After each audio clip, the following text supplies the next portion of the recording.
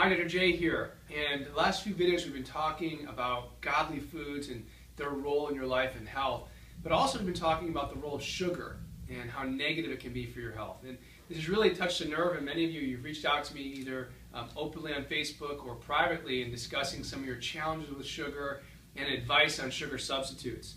So I really want to make sure that we're very clear on something. The best substitute for sugar is not having it. If you're going to have sugar, have real sugar, such as sugar in the raw. It's actually real sugar with all the nutrients and fibers still in the sugar. Worst case scenario after that is actually just have a packet of white sugar. That's what you'd want to use as a secondary substitute. First option, though, is sugar in the raw. The reason I say this is because these fake sugars, these ones that are so popular in our culture today and in our foods, they are absolutely awful for your body. And the FDA and different organizations aren't going to come out and say it, but if you look at the research that's out there, I'm going to share some of it with you today. Clearly these things are poison, and clearly these things are leading to disease in our bodies. The first here, aspartame, is found, a chemical called aspartame, is found in these blue packets, such as NutraSweet and Equal. Aspartame is really bad stuff. We're going to talk about that in a moment. The next one is sucralose, found in something called Splenda. Again, very dangerous stuff. And the last one, saccharin, is an ingredient found in Sweet and Low. Now these artificial sweeteners, these chemically made sweeteners, remember we talked about godly foods your brain, your body recognize. These are man-made sweeteners. Your body does not even understand what these things are. These sweeteners have been found to do a number of things negative to the human body. First and foremost, it desensitizes your taste buds. The reason being is, since these are man-made, they are hundreds, if not thousands of times more sweet than normal sugar. So your taste buds get accustomed to that level of sweetness, and it actually will desensitize them to normal foods.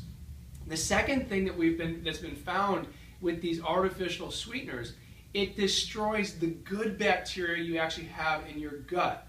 See, all of us have good bacteria in our body. If we don't have the good bacteria in our gut, it literally will lower or suppress your immune system. This in turn will set you up for unnecessary sickness or disease. The next thing will happen, these artificial sweeteners literally will wreak havoc on your hormone regulation. Again, because we know from science that these things, although masked and marketed to be great for diabetics, actually trick your brain and cause an increase in insulin sensitivity. It is screwing with your hormones. The next thing it'll do is it'll literally cause you to overeat.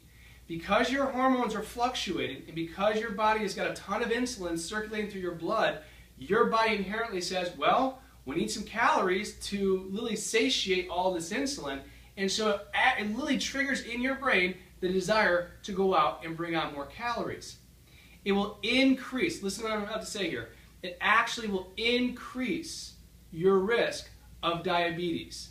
So for all you out there that are taking this at the advice of another professional that told you, oh, you can take this, it won't affect your blood sugar, the research is stating just the opposite. The people that are taking these artificial sweeteners are still at a greater risk of developing diabetes, cardiovascular disease, and metabolic disease in general. It does not decrease your likelihood of diabetes, and in many ways, those of you who are diabetic, it is not helping you at all. And the last, these things have been linked to dementia, Alzheimer's, and even cancer. And I'm not going to ask you to take my word for it. You can do the research on your own, and I'm going to encourage you to do just that. Google the dangerous effects of artificial sweeteners and spend some time reading the research. I've got a couple pieces here I'm going to show you. This is in respect to sucralose.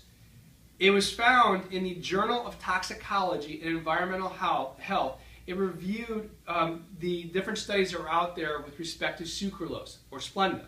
And it found there's an extensive list of safety concerns, including toxicity, DNA damage, and a heightened potential for cancer development. In aspartame, that was the first one we talked about. Aspartame was actually at one time being used by Coca-Cola.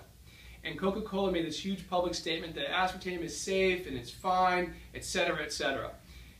later that year, after they made this bold statement, the Center for Science and Public Interest Executive Director Michael Jacobson issued a statement in response to Coca-Cola's ad about the safety of aspartame. He stated, "Aspartame has been found to cause cancer, leukemia, lymphoma, and other tumors.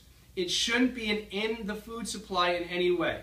We certainly want Coca-Cola to shift its product mix towards lower and non-calorie drinks, but aspartame's reputation isn't worth rehabilitating with this propaganda campaign. The company would be better off phasing out the use of aspartame and accelerating its research into safer, natural sweeteners such as those extracted from a stevia plant."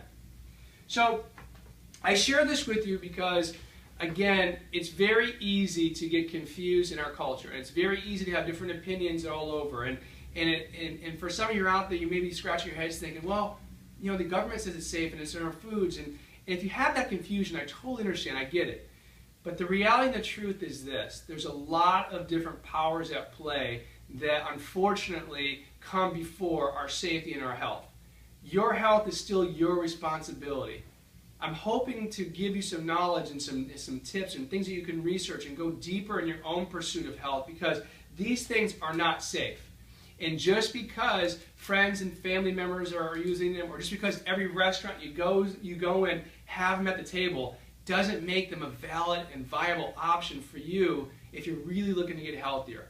So I hope that this segment, this video, I hope it inspired, but I hope it kind of ticked you off a little bit and get to the point where, you know, you get a little bit where you're questioning about some of the things that are just mass-produced or marketed in our culture, and you maybe get a little upset behind, you know, mainstream media and the marketing that literally is forcing us to, or allowing foods to go into us, that is literally causing disease and sickness. But moreover, even after you feel that way, if you do feel that way, that is, use that knowledge to empower you.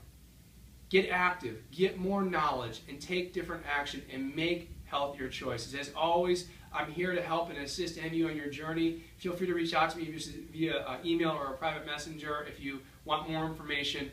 I look forward to talking next week. Until then, have a blessed week, and I hope this helps some of you.